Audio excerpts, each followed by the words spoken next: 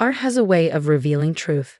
Sometimes it reveals masterpieces hidden beneath layers of paint, and sometimes it reveals the true nature of people who think wealth equals worth. My name is Sophie Turner, and I'm a senior conservator at the Metropolitan Museum of Art, or at least I was until my new mother-in-law convinced the board I was unsuitable for such a prestigious position. But what Victoria Blackwood didn't know was that forcing me out of the Met would lead me straight to the discovery that would shatter her carefully curated world. The day everything changed started like most Sundays at the Blackwood mansion, with thinly veiled insults over expensive wine. The occasion was my husband James's 30th birthday, and the grand house was filled with Manhattan's elite, all pretending not to stare at the gold digger who had married into their precious social circle. "Sophie, darling," Victoria called across the marble foyer, her voice dripping with false sweetness. "That's such an interesting dress. H&M, is it?" I smoothed the vintage dyer I carefully restored, a skill Victoria would never understand. "Actually, it's—" "James, darling," she interrupted, turning to my husband. "Morgan Stanley called again about the VP position. Now that certain distractions are resolved, perhaps you'll reconsider." By distractions, she meant my career. The career she'd successfully sabotaged with a few well-placed calls about my questionable background. After all, what could the daughter of an art professor possibly know about fine art? James shifted uncomfortably, adjusting his Rolex, a gift from his mother, of course. "Mother, we've discussed this. I'm happy at the gallery." A gallery owner, Victoria sighed dramatically, ensuring her voice carried to nearby guests. The Blackwood hair, selling paintings like a shopkeeper. And now married to a former museum, what was it again, dear? Assistant. Senior conservator, I corrected quietly, with a doctorate in art history and technical conservation from the Institute of Fine Arts. Yes, yes, she waved her hand dismissively. Well, at least you'll have something to occupy yourself with while James pursues a real career. Speaking of which, she turned to address the gathering crowd. I have an announcement to make. My stomach tightened. Victoria's announcements were never good news. James has been offered a position at Morgan Stanley's London office, she beamed, senior vice president, starting next month. Finally, a proper job for a Blackwood. The room erupted in congratulations. I turned to James, who looked as shocked as I felt. London? Next month? I haven't accepted, he started. Of course he has, Victoria cut in smoothly. The paperwork is all ready. And Sophie dear, don't worry about your little gallery job. I'm sure London has plenty of gift shops that need staff. The room tittered with polite laughter. I felt James's hand squeeze mine apologetically, but he remained silent. Just like he had when Victoria got me fired. Just like he always did when his mother bulldozed over our lives. Something inside me snapped. Actually, I said, my voice carrying clearly through the foyer, I've been meaning to ask about that lovely Picasso sketch in your hallway. Victoria froze mid-sip of her champagne. The replica? What about it? Replica? I smiled, years of academic training taking over. The paper aging is consistent with pre-1920 materials. The pencil strokes show the distinctive left-handed technique Picasso used in his early sketches. And that signature. I walked over to the small, simply framed sketch that Victoria had always dismissed as decorative. That's not a replica signature. That's original graphite. The room had gone completely silent. Nonsense, Victoria snapped. It's a print my grandfather picked up in Barcelona. Probably worth a few hundred at most. Actually, I continued, pulling out my phone to display a catalog photo. It matches a lost Picasso sketch from his Blue Period, last seen in Spain in 1917. The art world has been looking for it for decades. I zoomed in on the distinctive corner marks. These conservation repairs, they match the documented damage from a 1912 exhibition in Paris. Victoria's face had gone pale. You have no proof. I supervised the authentication of a similar piece at the Met last year. I'd be happy to have my former colleagues examine it. In fact, I checked my watch. Dr. Chen from the authentication board should be arriving any minute. I called him this morning. You what? Victoria's champagne glass shattered on the marble floor. Oh, didn't I mention? After you got me fired, I started freelance consulting. Dr. Chen and I have been documenting lost masterpieces for an upcoming exhibition. When I saw your replica last month, I knew it needed a proper evaluation. The doorbell rang, its chime echoing through the now silent foyer. Victoria's prize artwork was about to be exposed as either a multimillion-dollar masterpiece or a very illegal forgery. Either way, her carefully controlled world was about to implode. James stared at me with a mixture of awe and apprehension. Sophie, is this real? As real as your mother's commitment to my career development, I replied sweetly. Shall we see what the experts say? The next few hours were a blur of activity. Dr. Chen and his team carefully examined the sketch, taking photos, samples, and measurements. Victoria alternated between trying to stop them and make it if the piece was authentic, and insisting it was real proof. Fraud that she'd been claiming it on insurance as valuable art. By midnight, the preliminary results were in. I sat in the study, watching Victoria's face as Dr. Chen delivered his findings. The preliminary authentication is positive, he announced. This appears to be Picasso's Lost Woman in Blue, circa 1917. A full report will confirm, but based on initial testing, this is unquestionably an original work. Victoria collapsed into a chair. That's impossible. Current market value, Dr. Chen continued, would be approximately $15 million. However, he paused, reviewing his notes. Given that this piece has been listed as lost for over a century, there are certain legal obligations regarding its provenance. Meaning, I added helpfully, the art world will have quite a few questions about how it ended up here, quietly hanging in your hallway. Victoria's carefully Botoxed face couldn't quite manage panic, but her voice shook. Questions? About whether it was properly declared when imported, I explained. About insurance valuations. About whether proper procedures were followed for handling lost artwork. The Met's legal team is particularly interested, given their upcoming exhibition on recovered masterpieces. James finally spoke up.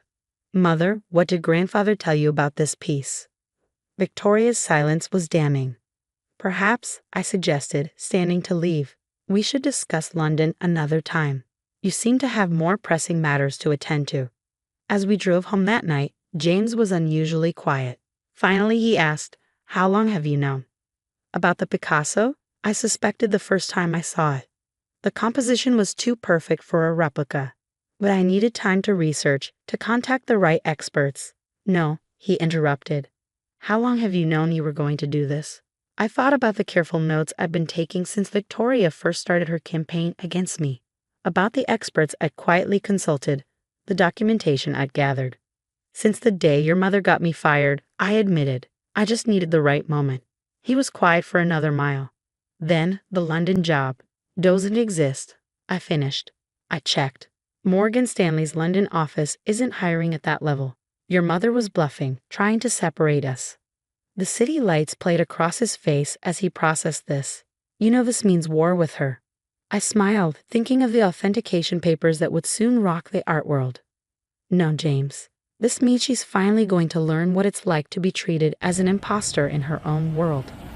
The next morning would bring changes that would reshape not just the Blackwood family, but the entire art world's understanding of lost masterpieces.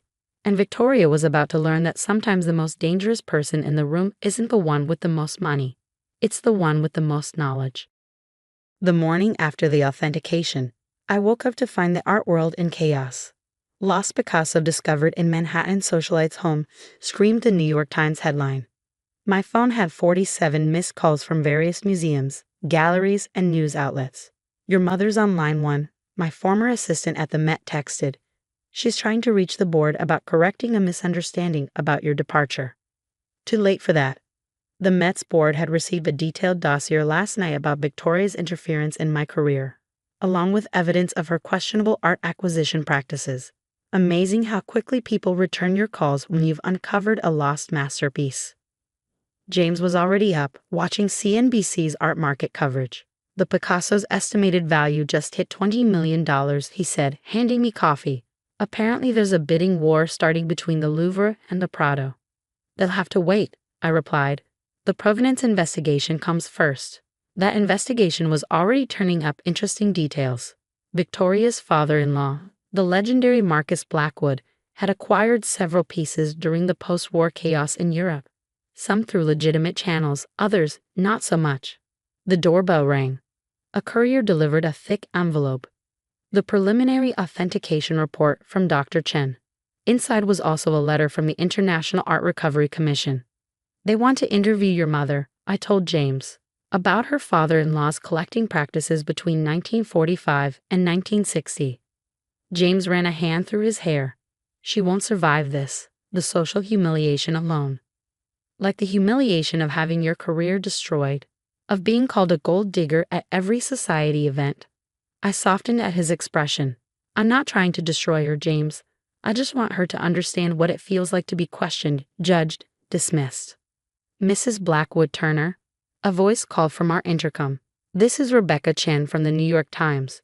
We've loved your expert commentary on the authentication process. And so it began.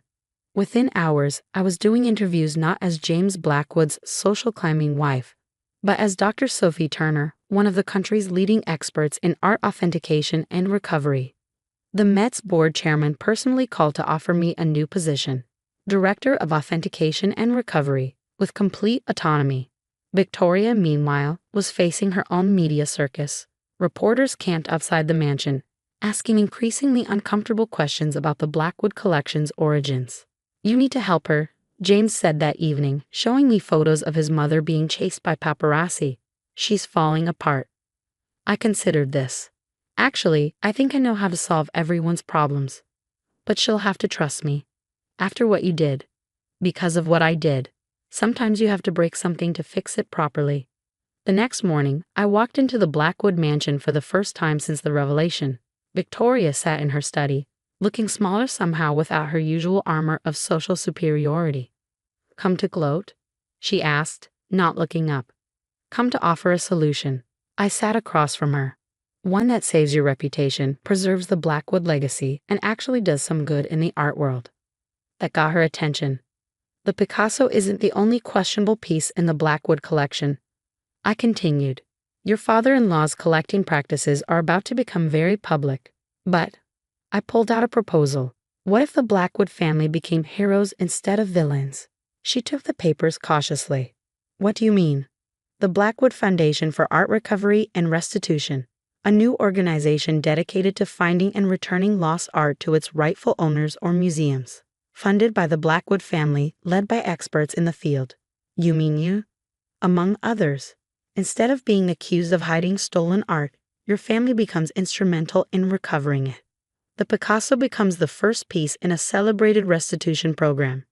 And my reputation goes from socialite with questionable art to philanthropist leading the charge for artistic justice. The press will love it. Wealthy family dedicates fortune to returning lost masterpieces. Much better headlines than what you're getting now. Victoria studied the proposal for a long time. Why help me, after everything I did? Because unlike you, I actually care about the art. These pieces deserve to be properly documented, preserved, shared. And I smiled slightly, because watching you have to publicly praise my expertise while funding my career will be much more satisfying than watching you fall. 6 months later, I stood on stage at the Blackwood Foundation's opening gala. The Picasso, now properly documented and restored, was the centerpiece of our first exhibition. Lost and Found, The Journey of Displaced Art. Victoria had played her part perfectly. She gave interviews about her awakening to the importance of art restitution, always crediting her brilliant daughter-in-law for opening her eyes. The society pages ate it up. James had found his own path too. He still ran the gallery, but now with a focus on emerging artists from marginalized communities. No more pressure to join Morgan Stanley. Ready for your speech? He asked, straightening my dress. Dire again. But this time one Victoria had insisted on buying me. Born ready. I looked out at the crowd of art world elites, many of whom had once dismissed me as a social climber. Now they were here to celebrate my expertise. Victoria approached, air-kissing my cheeks. Darling, the Guggenheim curator wants to discuss that possible Modigliani in their collection. I told him you're the only one qualified to authenticate it. Happy to help, Mother, I replied sweetly. We both knew this dance now. She played the supportive mother-in-law. I played the gracious daughter. The fact that it drove her crazy to need my approval only made it better. The foundation's work was real though. In our first 6 months, we'd identified 12 lost masterpieces and helped return them to their rightful places. Turned out Victoria's father-in-law had kept meticulous records of his acquisitions, including the original owners. He'd always intended them to be returned someday. As I took the podium to announce our latest discovery, a lost Van Gogh sketch found in a Buenos Aires vault, I caught Victoria watching me. The hostility was still there, buried under social grace, but now tempered with something like respect. She'd learned what I'd known all along. True value isn't in what you own, but in what you know. And sometimes the best revenge isn't destruction.